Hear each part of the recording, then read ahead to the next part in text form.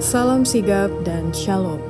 Renungan kita pada hari ini, Minggu 9 Agustus 2020, berjudul Kuasa di dalam Jemaat.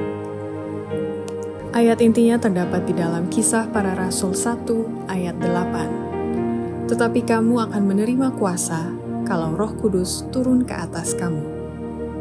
Pena Inspirasi menjelaskan maksud judul renungan kuasa di dalam jemaat pagi ini adalah sebagai berikut. Pertama, ada 3 kuasa surga, Bapa, Anak, dan Roh Kudus, yang memegang kemudi di jemaat untuk menjadikan maksud-maksudnya nyata. Dalam penutupan pekerjaan yang besar ini, kita akan menemui kebingungan-kebingungan yang kita tidak tahu bagaimana memecahkannya.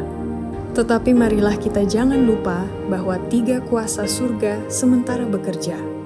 Bahwasanya tangan ilahi sementara memegang kemudi dan Allah akan menjadikan maksud-maksudnya nyata. Kedua, ada kuasa Allah yang menjadi mitra kerja bersama Kristus di dalam jemaat dalam rupa talenta dan pengetahuan yang bisa dipergunakan oleh setiap anggota untuk memenangkan orang lain. Seluruh kemampuan dan talenta yang kita miliki harus digunakan dalam pekerjaan menyelamatkan jiwa-jiwa yang sementara binasa, sehingga memenangkan orang lain menjadi mitra kerja bersama Kristus. Pengetahuan dan kuasa yang diberikan Allah kepada pria dan wanita akan semakin besar bertambah sementara mereka bekerja untuk membangun kerajaannya. Ketiga, ada kuasa Allah di jemaat yang diberikan melalui para pekerja-pekerja bagi pekerjaan ini, dan malaikatnya yang akan pergi mendahului jemaat menyelesaikan pekerjaan itu. Di kota-kota besar kita, pekabaran itu haruslah tetap maju seperti obor yang menyala. Allah akan memunculkan pekerja-pekerja bagi pekerjaan ini, dan malaikatnya akan pergi mendahului mereka. Janganlah seorang pun yang menghalangi janji pengutusan orang-orang kepunyaan Allah ini. Sekali-kali jangan. Allah telah memberikan kepada mereka pekerjaan itu. Biarlah pekerjaan itu dipaparkan dengan penuh kuasa agar para pendengar dapat diyakinkan. Keempat, ada kuasa Allah di jemaat yang dikumandangkan di aula-aula yang besar dengan semangat. Pengaruh dari pekerja-pekerja yang menyanggupkan jemaat membawa kebenaran.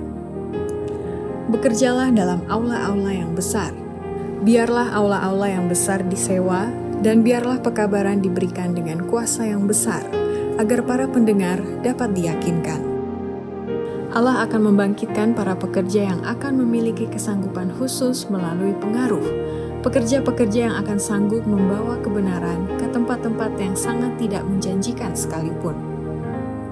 Kelima, ada kuasa Allah di jemaat lewat pena dan suara kita saat memberitakan kebenaran kepada dunia melalui peragaan roh dan kuasa Allah.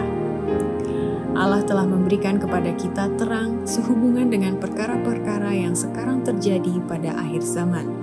Dan dengan pena dan suara kita memberitakan kebenaran kepada dunia, bukan dengan cara yang menjemukan dan tidak bersemangat, tetapi dengan peragaan roh dan kuasa Allah. Demikianlah renungan kita pada hari ini. Kiranya Tuhan memberkati kita semua.